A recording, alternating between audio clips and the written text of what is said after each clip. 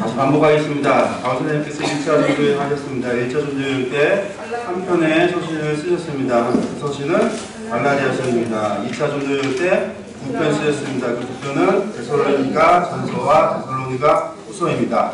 3차 전도회 하셨습니다. 3차 전도회는 몇 편 쓰셨습니까? 3편 쓰셨습니다. 고린도 전서, 고린도 후서, 그리고 로마서입니다.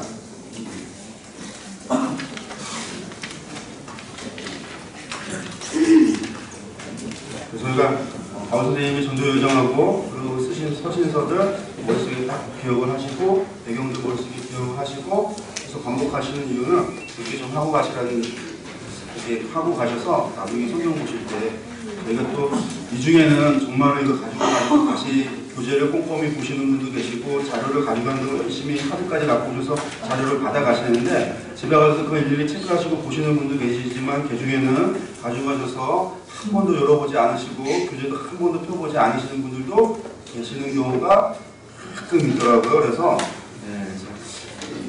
다시 반복을 해드리면서 그래도 성경을 보십니다. 그래도 말씀을 듣고 성경을 보시니까 그때 보실 때 기억나시라고 저희들이 반복해 드립니다. 좀 보셨으면 좋겠습니다. 로마서를 보겠는데 로마서는 고린도에서 파교를 있으시면서 바울 선생님께서 3차전 때 쓰셨던 편지가 로마서입니다. 근데 로마서는 그런 특징이 있죠. 어떤 특징이 있냐면 바울 선생님이 늘 전도 여정을 보면 당신께서 개척하는 곳에 늘 가십니다. 그러니까 구부로를 제외하면 바울 선생님께서 당신이 거쳐가셨던 지역, 전도하셨던 모든 지역을 늘 반복적으로 다니시는데 구부로만 1차 때 가고 다시는 가지 않습니다. 죄송합니다.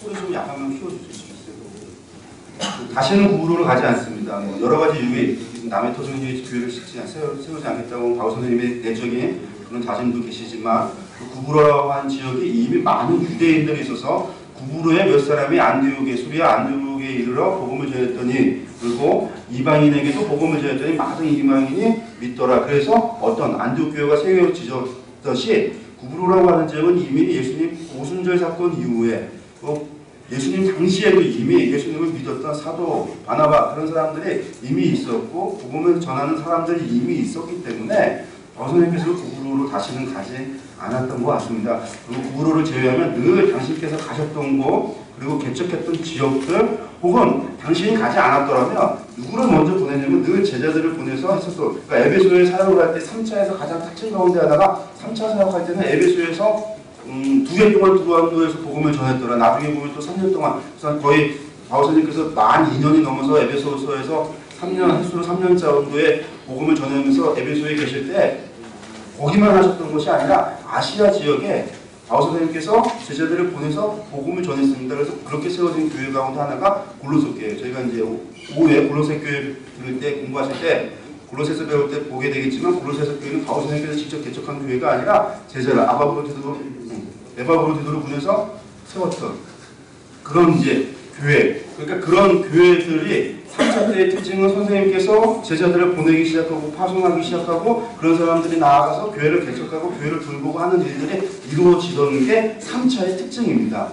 2차의 특징은 무엇이었냐면 동역자를 얻는 게 2차였죠. 그래서 신라를 얻었고 디모데를 얻었고 누가를 얻었고 브리스길라와 아굴라를 얻었고 아볼로를 얻었고 이런 사람들을 얻게 되어지는 것이 아볼로는 이제 3차지만 이런 사람들을 얻게 되어지는 것이 2차였다면 3차는 이제 그렇게 세워졌던 제자들을 아예 사역의 일선으로 내보내기 시작하는 게 3차입니다. 근데 로마서는 바울 선생님이 한 번도 땅에 가보지 않은 지역, 아직 가보지 않은 지역입니다. 그곳에는 이미 교회가 있었다라고 합니다. 그 교회는 어떤 교회냐면 오순절 사건 때 유대 유월절을 드리러 모였다가 오순절 사건을 통해서 하나님을 믿고 예수 그리스도를 믿고 교회의 구성원으로 있었던 그들이 스데반의 순교로 말미암아 일어났던 박해로 예루살렘 교회를 떠나서 자신의 고향으로 돌아가게 되어지는데 그때 돌아갔던 사람들이 헬라파 기독교인들, 히브리파 기독교인들은 여전히 예루살렘과 유다와 갈릴리와 사마리아 이곳에 흩어져 있었고 헬라파 기독교인들 멀리 유월절을 지키기 위하여 떠나왔었던 그들이 다시 돌아간다는 겁니다. 다시 돌아가서 그들이 돌아간 그 고향에서 모여서 신앙생활을 하면서 교회를 세우게 되는데 그런 교회 가운데 하나가 로마 교회가 아니었을까라고 생각을 합니다. 나중에 디도서를 보면 크레타 섬에 왔을 때도 이미 그곳에 오순절 때 예수님을 영접하는 사람들이 크레타 섬에 모여서 이미 교회를 구성하고 있었어요. 그곳에 이제 디도로 내려놓고 바울선생님께서 가시는데, 그것처럼 로마도 그런 것이 아니었을까라고 하는 생각을, 그렇게 로마 교회가 그렇게 세워졌을 것이다 라고 믿는 사람들이 있고, 혹은 뭐 사도 중에 누가 가서 교회를 세웠다, 카톨릭에서는 베드로가, 교황 베드로를 얘기하면서 베드로가 로마 교회의 기원이다라고도 얘기하는데, 그런 것들은 아마 그렇게 해서 세워진 교회가 아니었을까라는 생각이 들고요. 그런데 그렇게 세워진 교회지만 또 보면 바울선생님께서 고린도에서 계획을 하기를, 선교 여정을 계획하기를 어떻게 계획을 하셨냐면, 로마를 거쳐서 어디까지? 서버나까지 가려고 하는 계획을 세우고 계셨습니다. 그분께서 길리기아 다수에 계시면서 온 유대와 사마리아 땅 끝까지 이르러 내 증인이 되리라 하셨던 하나님의 말씀을 그분은 듣지 못하셨지만, 그분도 하나님의 뜻을 이방인의 사도로 부름받아서 알고 계셨던 그분은 길리기아 다수에서 길리기아 게이트를 지나서 어디까지? 저 헤라클라스 기둥이라고 하는 그 스페인과 아프리카가 만나는 그 협곡, 그 만나는 바다가 지중해의 끝이라고 얘기했던 헤라클레스 기둥이라고 하는 그곳이 세상의 끝이라고 당시 그리스 로마 사회에서 믿었던 그 끝을 향하여 바울 선생님은 전도를 하러 가야 되겠다라고 하는 꿈을 꾸셨다라고들 사람들의 학자들은 이야기를 합니다. 그래서 그분께서 이미 예루살렘과 사마리아와 수리아와 그 길리기아까지 왔었던 복음이 이제 어디로 가냐면, 그 길리기아 협곡을 지나서 아나톨리아 지역을 지나서 아시아와 마게도니아와 아가야와 일루리곤과 로마를 지나서 서바나까지 가는 그런 전도 여정을 그분께서 계획을 하고 계셨다라는 겁니다. 그래서 고린도에서 8개월 동안 있는 동안에 선생님께서 그냥 간 것이 아니라 이미 당신들의 제자들을 또 로마를 향하여 보내시고, 그리고 로마로 갈 것을 준비하고 계획하셨다라는 겁니다. 그래서 여러분들 바울 로마서 보면 맨 끝에 보면 뭐가 나오냐면, 로마서 문안하는 인사를 보면 마지막 16장에 사람들이 얼마나 많이 나오는지, 인사하는 사람들이 얼마나 많이 나오는지 거의 20명 이상의 사람들을 언급하고 있습니다. 아니, 바울 선생님께서 로마 교회에 한 번 더 가자는데 로마 교회 교인들은 어떻게 아시겠어요? 이거는 로마 교회 교인이 아니라 바울 선생님께서 아시는 사람들, 알았던 사람들, 그 사람들은 누구냐면 바울 선생님께서 제자로 삼았던 사람들, 그 사람들을 로마로 먼저 보내기 때문에 이미 로마에 가 있고, 로마 교회 편지를 쓰면서 앞서 간 그들에 대해서 문안하고 있다는 거죠. 그래서 로마 교회가 그렇게 이렇게 한 번도 가보지 않은 지역이지만, 이미 먼저 세워져 있는 교회지만, 바울 선생님께서 그 교회에다 편지를 쓰실 때에 이미 가기 전에, 서바나를 가기 전에, 로마를 가기 전에 선생님께서 당신의 사람들을, 그 사람들은 어디서부터 온 사람들이냐면 갈라디아에서 온 사람들, 아시아에서 온 사람들, 마게도니아 출신 사람들, 그런 사람들, 바울 선생님께서 전도 여정 가운데 세웠던 그 교회에서 자라고 성장하고 그리고 양육받은 하나님의 그리스도인의 사도로서 잘 양육되었던 그 사람들이 그들을 미리 보내서 로마까지 보냈다라는 겁니다. 그래서 바울 선생님께서 이제 그렇게 문안하고 있다라고 하는 것을 우리가 좀 생각을 했으면 좋겠고요. 이런 3차의 특징을 보기 때문에 바울 선생님께서 나중에 4차에서 로마의 영동 상태에서 갑자기 바울 선생님께서 가만히 계시니까 바울 선생님께서 그곳에 가만히 계셨던 것이 아니라 오는 사람만 만났던 것이 아니라 어떻게 하셨냐면, 당신 못 가면 누구를 보내겠어요? 제자들도 보내는 거죠. 제자들 통해서 보내는 겁니다. 그래서 어디까지 보냈을까요? 서바나 갈 생각하고 있으니까 서바나에게 제자들 보냈을 겁니다. 그래서 바울 선생님 당시에 그런 사람들이 갔었던 기록이 남아있고, 바울 선생님이 서바나에도 갔었다라고 하는 그런 기록들이 남아있습니다. 안 갔다 말은 많지만 갔었다라는 기록도 있고 안 갔다라는 기록도 있지만, 바울 선생님의 성정상 갔을 거라고 하는 것이 저희들의 생각입니다. 왜? 바울 선생님 다메섹에서 예수님 만나자마자 뭐 했냐면, 사도행전에 분명히 나오는 단어가 있습니다. 바울 선생님이 성정을 보여주는 즉시로 복음을 전했더라. 바울 선생님 즉시로 고민하지 않고 주님 만나고 나서 그가 깨닫고 나서는 그 즉시로 복음을 전하기 시작한 게 바울 선생님의 생애의 시작이었습니다. 즉시로 복음을 전했더라. 더베에서 발길에 돌아서 루스드라로 갔더라. 어떤 사람이겠습니까? 그분의 성격이 간다고 했으면 간다라는 거죠. 저희도 간다고 하면 가시는 분이 계시는데, 그분도 그러시고, 우리 가운데 사람들 가운데 저희들 가운데서도 주변에 한 다음에 하는 사람이 있어서 그렇게 얘기하는 사람들도 있는데, 바울 선생님은 더 알면 되지, 결코 드러나지 않은 그분의 성정상 이분이 복음을 향해서는 그분은 즉시로 가실 분이다. 흘려놨으면 수시로 가실 분이다. 그래서 저희가 어떻게 얘기할, 저희가 5차 전도 지도여정에서 서바나까지 갔다가 돌아오는 곳에 크레타 섬을 거쳐서 밀레도를 해서 골로새를 갔다가 에베소를 갔다가 마게도니아 갔다가 고린도에 갔다가 그리고 그분께서 이제 결국은 이제 네로의 집시법을 위반해서, 집시법이라고 하는 것은 집회 시위의 법입니다. 우리나라에도 집회 시위의 법이 있습니다. 그게 집시법입니다. 모임에 있어서 집시법이 있습니다. 집회 시위의 법. 그 법을 위반했기 때문에 그 위반을 죄 명목, 그 집시법 위반을 그 죄 명목에 의해서 감옥에 갇히게 되는 게 로마 바울 선생님의 5차 전도 여정입니다. 그러니까 그 서바나를 가기 위해서 가기 전에 이제 로마 교회의 도움을 얻어서 가기 위하여, 왜냐하면 수리아 안디옥에서 늘 그분을 파송했던 교회지만 서바나까지 가기에는 안디옥은 너무나 멀기 때문에, 소식을 전하기도 너무 멀기 때문에 중간에서 당신을 모아주고 중간 기차역으로 해야 될 교회의 필요성이 있었기 때문에 로마 교회에게 이런 편지를 쓰게 되면서 서바나 전도 선교를 향한 도움을 구하고 있고, 그것을 위하여 당신의 제자들을 이미 앞서 20몇 명의 사람들을 보냈다는 겁니다. 그리고 그 사람들은 다 어디를 향한 거겠습니까? 그 3차 전도 여행이 일루리고까지 왔으니까, 오늘날의 크로아티아까지 왔으니까, 크로아티아 다음은 로마 반도입니다. 이제 바로 로마 반도. 일루리고 다음은 로마입니다. 로마 다음은 어디냐면 로마 넘어가서 프랑스로 가야 되고 스페인으로 가야 되니까 그것을 향해서 그렇게 사람들을 먼저 보내고 전도 여정을 시작했다라고 하는 것을 저희들이 머릿속에 좀 딱 가지고 계셨으면 좋겠습니다. 1차 때 개척이었습니다. 생고생입니다. 1차 개척, 생고생. 2차 이제 협력자, 동역자를 구합니다. 세 번째, 제자들 파송하는 단계가 됩니다. 아셨죠? 1차, 2차, 3차의 다른 좀 전도여정의 그런 특징들을 가지고 있습니다. 그래서 책의 이름이 뭐냐면 프로스 로마이우스, 로마인들에게라고 하는 제목이 있습니다. 라틴어 보면 어려운데 꼭 읽고 싶은 충동이 일어납니다. 에피스톨라 베아티 파울리 아포스톨리 알드 로마노스. 제가 좀 말을 잘못해서 버벅거리는 것이 아니라 여러분들도 읽어보면 그렇습니다. 한번 읽어보겠습니다. 한번 읽겠습니다.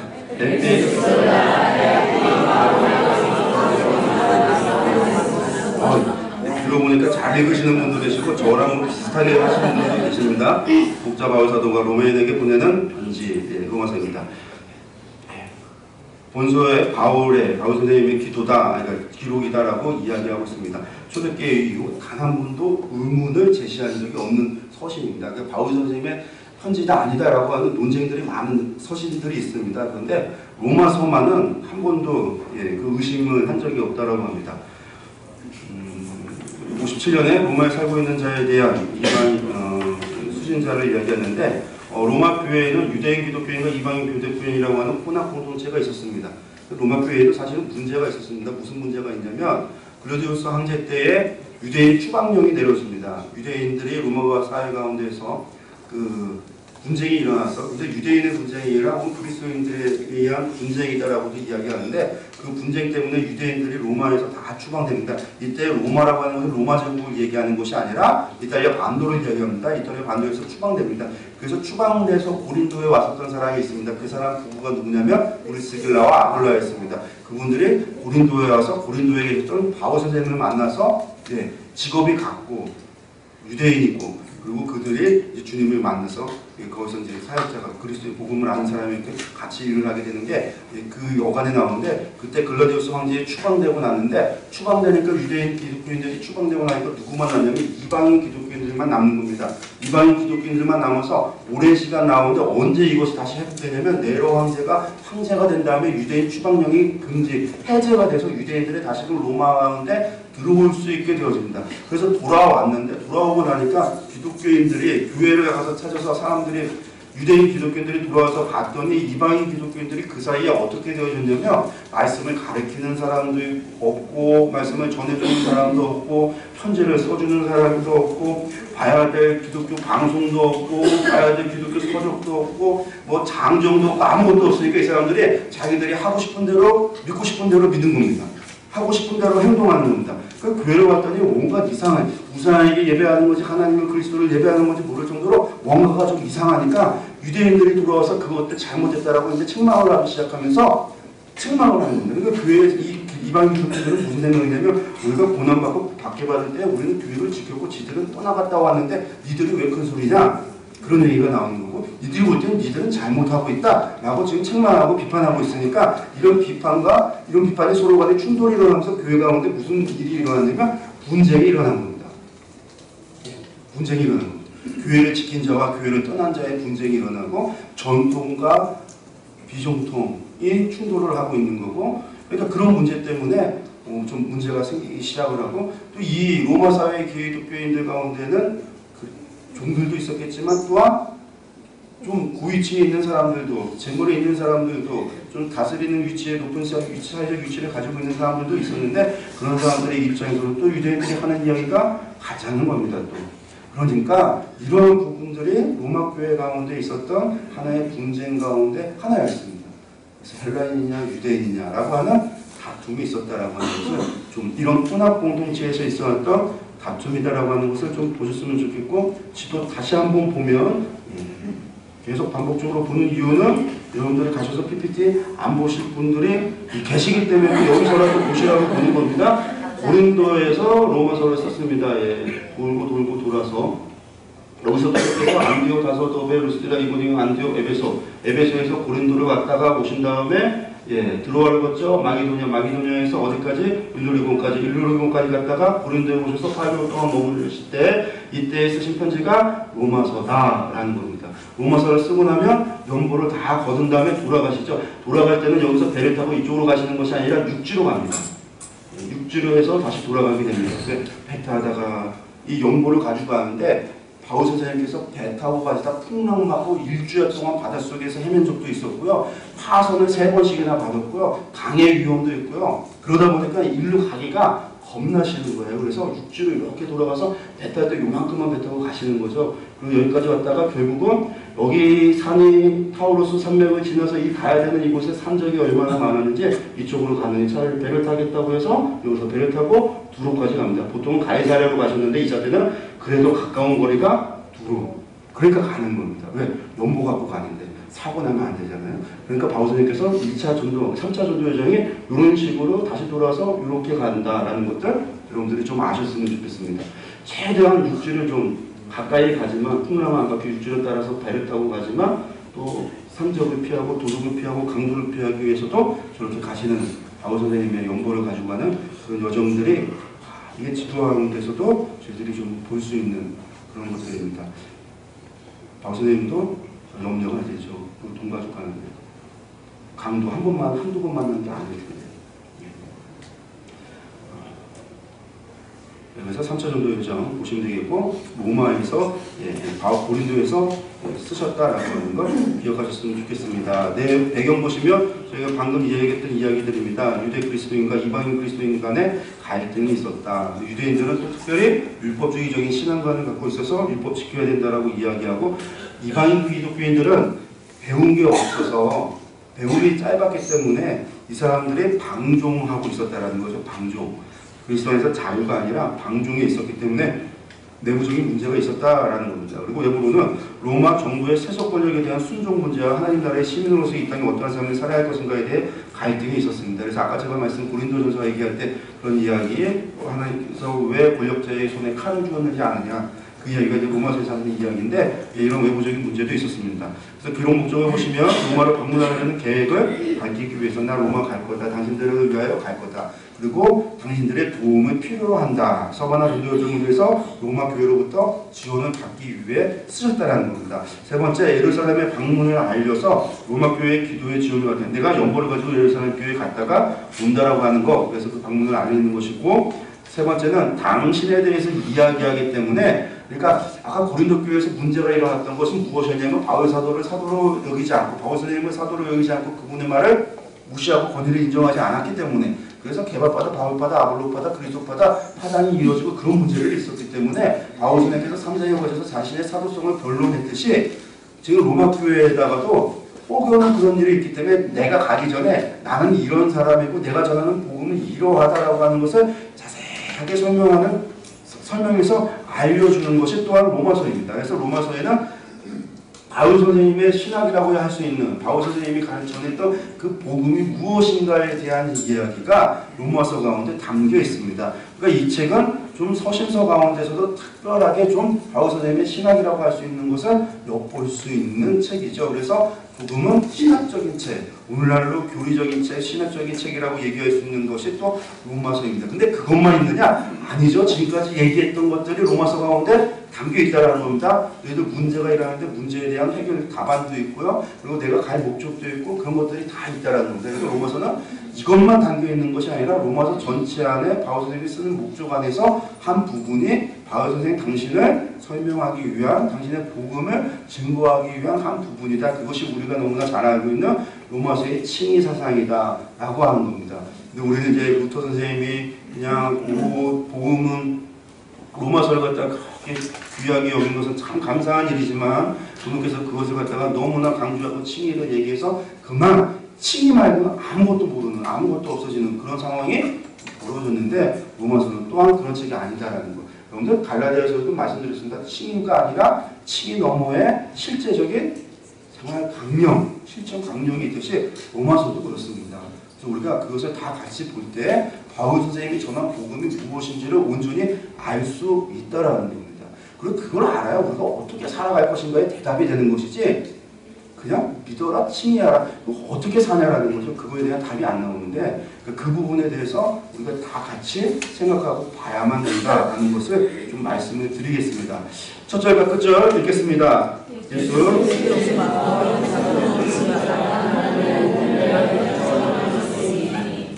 지혜로우신 하나님께서 예수 그리스도로 말미암아 영광의 세상 부흥으로 있을지어다. 아멘.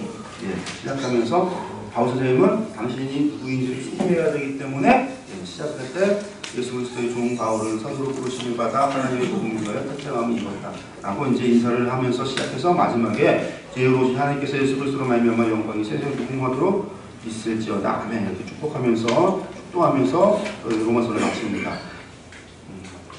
전체 보기 보겠습니다. 로마서는 1장부터 16장까지 되어져 있는데 크게 세 부분으로 나눠져 있습니다. 그래서 1장부터 8장까지는 하나님의 구원 방법, 이신 칭의에 대해서 이야기하고 있고 9장부터 11장, 36절, 11장까지는 이스라엘의 구원에 대해서 말씀하고 있습니다.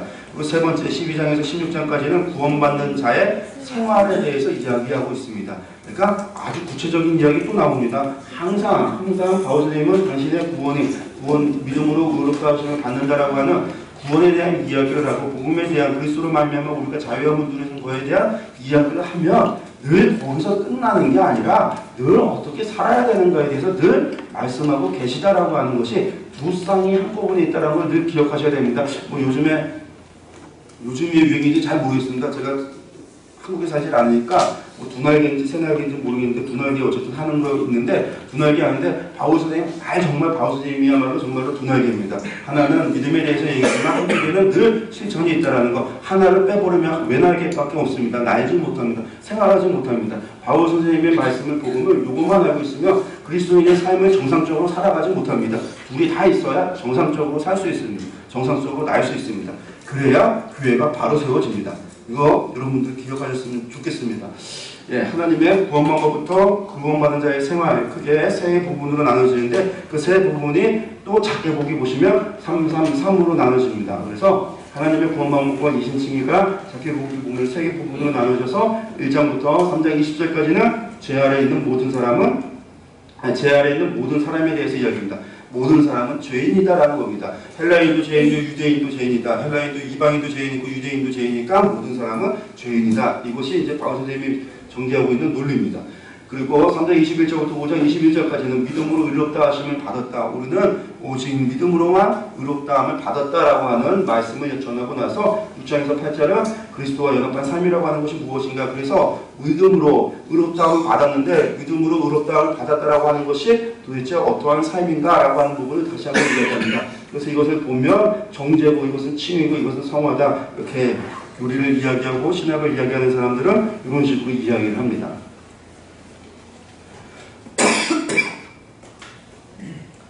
그러고 나면 9장 1절부터 11절까지는 이스라엘의 구원에 대한 부분이 있는데 왜 그 이스라엘의 구원에 대한 이야기를 하냐면 바울 선생님이 늘 이야기할 때 예를 들 때 누구에 대한 예를 드냐 무엇이냐면 아브라함부터 예를 듭니다. 그리고 기독교라고 하는 것이 그리스도 종교, 당시에는 기독교가 아니죠. 그리스도인들이라고 하는 사람들이 어느 날 갑자기 뚝 떨어진 사람, 갑자기 나타난 사람들이 아니라 이들은 누구였냐면 결국 구약에서 증거하고 하나님께서 약속하셨던 바로 그가 예수 그리스도로 이 땅에 오셔서 우리의 모든 죄를 해결하심으로 말미암아 하나님의 약속을 지키시고 하나님의 사랑을 확증하셨다라고 하는 연속성 안에서 바울 선생님은 늘 얘기하십니다. 그러니까 그리스도교가 구약의 연속 가운데 있었다라고 하는 사실을 바울 선생님은 이야기하시면서 그렇다고 한다면 구약의 이스라엘은 왜 없고 왜 우리가 그리스도인인가라고 하는 질문에 대해서 같이 말합니다. 그래서 이스라엘의 본에 대한 부분을 이야기하는데 하나님께서 이스라엘을 선택했는데 이스라엘들이 그리스도인을 버렸기 때문에 그리스도를 버렸기 때문에 결국은 하나님께서 이방인들 갖다가 접붙여서 감람나무에 돌 감람나무들을 감람나무에 진짜 감람나무 접붙이셔서 하나님께서 이방인들을 사용하시지만 그렇다고 이방인들을 버리시는 것이 아니라 결국은 이스라엘도 하나님께서 회복시키실 것이다 라고 하는 말씀을 여기서 이야기하고 계십니다. 그리고 이 모든 것은 결국은 하나님의 주권으로 되어진 일이다라고 하는 것을 이야기합니다. 하나님의 주권으로 되어졌다라고 하는 것은 인간의 입장에서는 이것이 무엇이냐면 은혜라는 겁니다. 사실은 은혜라는 겁니다. 하나님께서 우리를 선택하셨다라는 겁니다. 하나님이 이삭을, 하나님이 에서가 하는 야곱을 선택하신 이유는 하나님이 야곱을 선택하셨다라는 겁니다. 하나님의 선택은 주권에 있다라는 겁니다. 사라가 이삭을 낳은 것은 그녀의 행위로 된 것이 아니라 하나님의 은혜로 되어졌다라는 겁니다. 그 은혜, 주권은 은혜라고 같은 것입니다. 그러니까 구원이라고 하는 것도 결국은 하나님의 주권으로 되어지는 하나님의 은혜로 되어진다라고 우리가 같이 생각해야만 됩니다. 왜? 우리는 다 죄인이기 때문에 그리스도가 오신 것도 우리의 행위 때문에 그런 것이 아니라 우리가 유대인이기 때문에 그런 것이 아니고 우리가 할례를 받았기 때문에 그런 것이 아니고 우리가 이방인이기 때문에 그런 것도 아니라 우리가 의롭게 살아서 그런 것도 아니고 우리가 죄를 범해서 그런 것이 아니라 하나님의 주권으로 하나님의 은혜로 되어진 것이다라는 것이죠. 그래서 하나님의 주권을 이야기합니다. 그러니까 하나님의 구원이라고 하는 것은 정죄와 징계와 성화뿐만 아니라 이스라엘의 구원을 이야기하시면서 하나님의 주권을 이야기하시면서 그것이 결국 하나님의 은혜다라고 하는 것을 또한 이야기하고 그것을 들을 때 유대인 기독교인들은 무슨 생각을 하시겠어요? 그 이야기를 들으면서 당연히 우리가 그리스도를 믿었지만 우리의 동족들도 언젠가는 하나님께서 구원하실 것은 그들이 소망하게 되는 것이고 이방인들은 여전히 하나님께서 우리가 잘난 것이 아니라 하나님의 주권으로 이루어진 하나님의 은혜인 줄을 그들이 알게 하는 것이죠. 그리고 나면 3부는 구원받은 자의 생활입니다. 공동체 안에서의 의무가 무엇인지, 화평의 일과 덕을 세우는 것이 무엇인지, 그리고 로마 방문 교회가 문화인사로서 끝이 납니다. 그러면 마지막의 이야기는 결국은 우리가 구원받은 자가 성도가 어떻게 살아가야 되는가, 실천 강령, 정말 실천 강령 어떻게 살아가는가에 대해서 이야기합니다. 여기서도 바울 선생님이 하는 이야기는 무엇이냐면 율법을 완성하는 것이 무엇이냐? 사랑하라. 이것을 사랑하라. 그게 십계명을 얘기를 하면서도 바울 선생님이 얘기하는 것은 결국은 우리가 율법을 완성하는 것은 이것을 사랑하는 것이다. 예수님의 말씀 그대로를 바울 선생님께서 이야기하십니다. 그러니까 바울 선생님은 율법을 폐하는 자예요, 율법을 완성하시는 자예요. 예수님께서 완성하는 자지만 바울 선생님은 율법이 완성됨을 증거하는 자지 율법을 폐한 것을 율법이 폐했다고 증거하는 사람이 아니라 완성되어졌음을 그리스도 안에서 완성되어졌음을 그리스도의 말씀 가운데서 사랑을 행하는 이웃을 사랑하라고 하는 하나님의 예수님께서 완성시키는 그 율법을 전하는 자가 바울 선생님이기도 하십니다. 그러니까 이것이 같이 안 보면 이것은 없어지고 여기만 남게 되면 쉽게 말해서 입만산 기독교인이 될 수 있다는 것. 이게 이제 우리가 로마서를 볼 때 조심해야 되는 부분이라고 하는 것을 우리가 좀 기억하면서 로마서를 보셨으면 좋겠습니다. 1장 보시면 처음부터 인사를 하고 나서 바울이 선생님께서 로마를 가게 되는 원인, 이유를 갖다가 말합니다. 읽겠습니다. 내가 복음을 부끄러워하지 아니하노니 이 복음은 모두 믿는 자에게 구원을 주시는 하나님의 능력이 되리라. 먼저는 유대인에게요 그리고 헬라인에게로다. 복음에는 하나님의 은혜가 나타나서 믿음으로 믿음에 이르게 하나니 그렇게 된 바 오직 의인은 믿음으로 말미암아 살리함과 같으니라. 로마 교회 방문 목적을 이야기하면서 자신이 복음을 부끄러워하지 아니하면서 복음은 모든 믿는 자에게 구원을 주시는 하나님의 능력이 된다라고 이야기하고 그 복음에 대해서 이제 뒤에 이어서 쭉 설명합니다. 그러면서 그가 앞에서 던졌던 전제는 무엇이냐면 오직 의인은 믿음으로 말미암아 살리라. 오직이라는 단어는 원래 없었습니다. 히브리어 원어에 없었는데 누가 넣었냐면 루터 선생님께서 이 말씀 너무 좋아하시는 루터 선생님께서 오직이라는 말을 넣었습니다. 근데 의인은 믿음으로 말미암아 살리라. 이거면 충분합니다. 하박국 선지자가 이미 말씀했습니다. 의인은 하나님을 신뢰함으로 살아갑니다. 의인은 하나님의 있는 믿음으로 사는 것입니다. 믿음이라고 하는 것은 하나님을 신뢰하며 살아가는 것입니다. 그렇기에 하나님의 말씀이 진리인 줄을 믿고 그 말씀에 순종하며 사는 사람이 믿는 사람이고 그 사람이 의인입니다. 의인이라고 하는 사람은 거룩한 삶을 사는 사람이 의인입니다. 거룩한 삶을 살지 않는 사람을 가르쳐 의인이라고 하지 않습니다. 그러면 믿는 사람이 의인이지 않습니까? 맞습니다. 믿는 사람이 의인입니다. 믿는 사람이 거룩한 삶을 사는 사람입니다. 거룩한 삶을 사는 사람들이 믿는 사람들입니다. 왜 거룩한 삶을 사냐? 하나님의 말씀이 진리인 줄 믿기 때문에 거룩한 삶을 사는 겁니다. 영과 혼을 거룩하게 내 몸을 지켜 사는 겁니다. 정말로 내 몸이 하나님의 성전인 줄 믿는 사람이 내 성전을 내 몸을 깨끗하게 하는 사람입니다. 내 몸을 깨끗하게 하는 사람이 내 몸이 하나님의 성전인 줄 알고 믿는 사람이라는 겁니다. 믿는 사람, 의인은 믿음으로 산다는 것. 우리가 하박국부터 시작해서 말씀드렸던 그것을 여러분들 기억하시면서 로마서를 보시기 바랍니다. 영접하면서 그 이름을 믿는 자들은 하나님의 아들이 되는 권세를 주셨으니 마음으로 믿어 입으로 시인하면 구원에 이른다. 이 말씀들 다 가져다가 우리가 늘 전도하면서 영접하는 기도를 할 때 이 말씀 하는데 여러분들 정말로 이분으로 시인해서 구원받기 전에 앞에 전제된 것은 마음으로 믿어 의에 이른다라는 겁니다. 마음으로 믿는다라는 거 정말로 믿는다라는 겁니다. 우리가 정말로 믿는지 안 믿는지 알아요. 압니다. 하나님은 알고 있습니다. 사실 우리도 알고 있습니다. 하나님은 정말로 믿는답니다. 예. 그러니까 마음으로 믿어서 의에 이른다라고 하는 그거 빼고 입으로 시인하면 구원에 이른다고 입으로 주여 주여 하는 자마다 천국에 들어가는 것이 아니라고 주님이 말씀하셨는데도 불구하고 그러니까 그 전에 반드시 있어야 되는 것은 마음으로 진심으로 전심으로 하나님을 믿어야만 된다는 것. 하나님 신뢰해야 된다는 것. 그것이 의의 삶이라는 것을 우리가 좀 기억하셨으면 좋겠습니다. 그러면서 하나님의 의가 필요하다라고 이야기하면서 이방인의 범죄, 유대인의 범죄, 모든 죄 아래 모든 사람들은 죄가 있다라는 이야기들을 바울 선생님께서 쭉 하십니다. 우리가 다 갈라디아서 때 했던 이야기이기도 합니다. 이방인들은 하나님께서 만물과 자연을 통해서 하나님의 선을 다 가르쳐 주셨지만 사람들이 뭐 했냐면 그 자연을 보고 하나님을 경배하고 하나님을 깨닫고 알았던 것이 아니라 그것을 가져다가 우상을 만들고 형상을 만들어서 도덕을 범죄했더라. 하나님이 뭐라도 주셨더니 내버려 방치하게 유기하셨더니 그들이 다 죄를 범하여 하나님께 범죄하였더라. 그래서 이방인도 죄인이다. 유대인들도 범죄합니다. 2장 보면 유대인들에게 하나님께서 율법을 줬는데 지들이 율법을 지키지도 못하면서 율법 없이 범죄한 자는 또한 율법 없이 망하고 율법 있고 범죄한 자는 율법으로 말미암아 심판받는다 하면서 하나님 앞에서는 율법을 듣는 자가 의인이 아니라 오직 율법을 행하는 자라 의롭다 하심을 얻을 수 있다라고 이야기하고 있습니다. 그런데 유대인들은 자신들은 지키지도 못하면서 남에게도 율법을 갖다가 강요하는 사람들이고 결국은 하나님 앞에 그 율법으로 말미암아 이들이 죄에 이른다. 제가 어제 갈라디아서 얘기하면서 그 얘기 했습니다. 하나님께서 과거에 성막에서 제사를 드리려고 했던 것은 그걸 통해서 의인이 되어진다는 것은 결국은 그 안에 무엇이 있다? 하나님의 언약을 향한 약속, 하나님의 약속을 향한 믿음이 있고 그 믿음이 있는 자, 그리하여 내가 죄인인 줄 알고 그런 나의 죄를 하나님께서 구원해 주시고 용서해 주신다라는 믿음, 그 약속을 믿는, 언약을 믿는, 하나님의 말씀을 믿는, 그 하나님을 신뢰하는 그 사람들이 하나님 앞에 예배할 때 그 사람들이 정말로 순종하는 자고 그 사람들의 예배를 하나님이 받으신다. 그게 사마리아 여인하고의 대화 속에서 영과 진리로 예배하고 있는 사람을 하나님께서 오늘도 찾고 계시다라고 얘기하셨던 주님의 말씀이 오늘날에도 하나님은 여전히 영과 진리로 예배하는 자, 다른 말로 하나님을 믿고 신뢰하고 자신이 죄인인 줄을 알아서 하나님을 온전히 찾는 자들을 하나님은 찾고 계신다. 그런 사람들이 드리는 예배가 영과 진리로 드리는 예배다. 그런 예배를 하나님이 받으신다. 그 예배 가운데 하나님은 어떻게 하신다? 우리를 만나주심으로 말미암아 우리의 죄를 용서하시고 우리를 거룩하게 하시며 우리와 함께 하신다 라고 한다는 사실을 우리가 기억할 때 유대인들은 율법으로 말미암아 여전히 죄인이구나 라고 하는 이야기들을 우리가 이해할 수 있죠. 그래서 모든 사람은 죄인이다라고 하는 결론이 3장 9절에서 20절까지 나옵니다.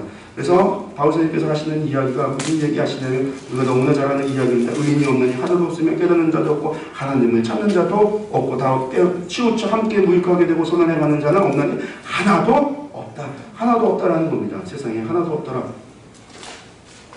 구약을 봤습니다. 구약에도 의인은 없나니 하나도 없더라. 하나도 없는 건 아니죠. 그 가운데 하나님을 믿는 사람이 있었습니다. 근데 어쨌든 그 사람들이 하나님을 믿는 사람이 있었는데 의로운 사람들이 있었는데 그 의로운 사람들은 구약이나 신약이나 변함없이 하나님을 믿는 사람들이 의로움을 얻었더라. 아브라함조차 창세기 15장에서 그가 하나님의 말씀을 믿었더니 그 믿음을 하나님께서 의로 여기셨더라. 그 믿음이 무엇이냐? 세상에 자식 하나도 없는데 평생 오면서 자기 곁에서 자기와 함께 있었던 조카 롯조차 자신을 떠나고 말았던, 자신의 양자라고 생각하고 자신의 기업을 물을 거라고 생각했던 롯조차 자신을 떠나고 말았던 그 상황 속에서 하나님께서 하늘의 별을 봐라, 땅의 돌을 봐라, 모래를 봐라 그러면서 자식을 주겠다라는 말씀에 호웃음 치지 않고, 하나님 무슨 소리, 아이 지금이나 좀 주시지, 그런 얘기하지 않고 하나님이 말씀하신 것을 아브라함이 하나님의 말씀을 믿었더니 그 믿음을 하나님이 의로 여기셨더라. 창세기 15장에 나오는 이 말씀, 아브라함도 하나님의 믿음으로 말미암아 의에 이르렀다라는 이야기입니다. 그래서 하나님의 의, 세상에 하나님의 의가 나타났는데 이제는 율법에 하나님의 한 의가 나타났으니 율법과 선지자들에게 증거를 받은 것이라. 곧 예수 그리스도를 믿음으로 말미암아 모든 믿는 자에게 미치는 하나님의 은혜 차별이 없느니라. 차별이 없는 이 믿음은 헬라인이나 유대인에게나 차별이 없다라고 하는 것이고, 그 의가 무엇이냐? 결국은 그것이 그리스도가 하나님께서 구약에서 약속하셨던 언약의 그 약속의 성취가 예수 그리스도로 말미암아 이루어졌던, 저희들 옆에 보시면 상황에 보시면 결국은 복음서에서 새 언약이 누구로 인하여 이루어졌는가? 예수 그리스도로부터 이루어졌던, 예수 그리스도께서 십자가에 못 박혀 돌아가실 때 다 이루었다. 나 90% 이루었다. 나 2% 부족하다. 그런 얘기 하시지 않고 다 이루었다. 100% 완전히 이루신 예수 그리스도로 말미암아 이 땅에 한 의가 나타났기 때문에 우리가 그것을 믿는 그는, 과거에는 그리스도인 줄 모르고 하나님의 언약을 믿었더라면 지금은 그리스도로 말미암아 이루어진 하나님의 그 사건, 하나님의 그 언약, 예수 그리스도로 말미암아 응답되어 있던 그 언약을 믿는 자, 그 그리스도 예수를 믿는 자, 예수 그리스도의 십자가의 사건을 믿는 자, 예수 그리스도께서 십자가에서 다 이루심을 믿는 자, 그것을 믿는 자는 구원을 얻게 된다는 것이 로마서의 말씀입니다. 그리고 이것은 차별이 없다라는 겁니다. 우리가 믿는 것이지 거기에 우리가 무엇인가를 더할 필요는 없습니다. 더하는 것이 아닙니다. 그것을 믿는다라는 겁니다. 그래서 모든 사람이 죄를 범하였으면 하나님의 영광에 이르지 못하더니 그리스도 예수에 있는 속량으로 말미암아 하나님께서 예수님께서 100% 다 이루신 100%의 속량으로 말미암아 하나님의 은혜로 값없이 의롭다 하심을 얻은 자가 우리는 되었습니다. 여러분들, 우리가 회개기도라는 것을 많이 합니다. 회개기도 해야 됩니다. 회개는 하는데 실제로 알아야 됩니다. 회개는 무엇인가? 회개는 하나님 앞에 부르짖는 것이 회개가 아니라 그리스도께서 십자가에서 다 이루신 속량의 사건을 믿는 것이 회개입니다. 내가 죄인이고 나로 말미암아 주께서 대속의 제물로 돌아가시면서 속량하셨음을 믿는 것이 회개입니다. 여러분들, 십자가에다가 중고등부 수련회 같은 거 하면 죄를 쭉 적고 가서 못 받고 촛불 켜놓고 그런 거 행사를 합니다. 기도해 하면서 눈물 흘리면서 못 받습니다. 1년 뒤에 또 못 받습니다. 중학교 1학년부터 고등학교 졸업할 때까지 매년 못 받습니다. 못 받는다고 해결되는 것이 아니고요. 우리가 아침마다 회개하는 기도를 하면서 회개하는데, 그리고 어느 순간부터 우리가 죄를 범하고 통성기도를 하면서 통성기도하는데 다 묻혀버렸습니다. 우리도 다 똑같이 그냥 하나님 앞에 기도합니다. 그리고 가서 똑같이 행하고 있습니다. 회개는 기도한다고 용서되는 게, 회개, 용서함을 받지 않습니다. 여러분들, 기도가 용서함이 아니라 그리스도의 십자가의 속량함을 믿는 믿음이 우리로 하여금 용서함을 받게 하는 겁니다. 우리가 의롭다함을 받는 것은 기도에서가 아니라 그리스도의 속량함을 믿음으로 의롭다함을 받는다는 것을 우리가 알을 때 주께서 나를 위하여 다 이루신 사건을 믿는다는 겁니다. 넘기겠습니다. 그래서 그리스도의 하나님의 의가 나타났다. 의롭다 하심을 받는 자의 삶이란 그러면 어떤 삶이다? 읽겠습니다. 우리가 아직 연약할 때의 기약대로 그리스도께서 경건하지 않은 자를 위하여 죽으셨도다. 의인을 위하여 죽는 자가 쉽지 않고 선인을 위하여 영감이 있는 자가 꼭 있거니와 우리가 아직 죄인이었을 때 그리스도께서 우리를 위하여 죽으심으로 하나님께서 우리에 대한 자신의 사랑을 확증하셨느니라. 그러면 이제 우리가 그의 피로 말미암아 의롭다 하심을 받았으니 더욱 그로 말미암아 진노하심에서 구원을 받을 것이니 곧 우리가 원수 되었을 때 그의 아들의 죽으심으로 말미암아 하나님과 화목하게 되었은즉 화목하게 된 자로서는 더욱 그의 살아나심으로 말미암아 구원을 받을 것이니라. 그뿐 아니라 이제 우리를 화목하게 하신 우리 주 예수 그리스도로 말미암아 하나님 안에서 또한 즐거워하느니라. 그리스도로 말미암아 의롭다 하는 삶의 삶은 이렇게 즐거워하느니라, 이런 말씀을 합니다. 그런데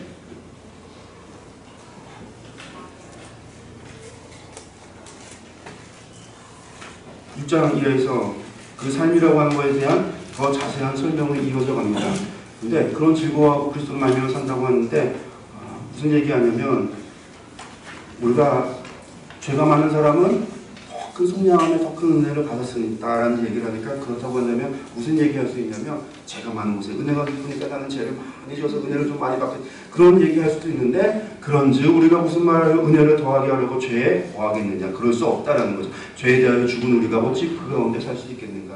우리가 갈라디아서 2장 20절에서 예수님께서, 바오선생님께서 이미 말씀드렸습니다. 그리스도와 함께 내가 죽었으니 그리스도로 말미암아 내가 살아나는, 그 얘기를 했는데, 그리스도의 십자가에 주와 함께 죽었다라는 거죠. 그리스도와 함께서 내가 믿음으로 말미암아 내가 구원함을 얻었는데, 어떻게 죄에 대해서 그렇게 죽은 우리가 어떻게 살겠냐라고 하면서, 무릇 그리스도 예수 앞에 세례를 받은 우리는 그의 죽으심과 앞에 세례를 받은 줄을 알지 못하느냐, 세례를 빌어서 설명하고 있습니다. 우리가 정말로 믿어서 그리스도로 말미암아 우리가 새 삶을 얻게 되어지고 그리스도 안에서 새롭게 되어졌는데, 우리가 어떻게 죄 가운데 있을 수 있겠느냐.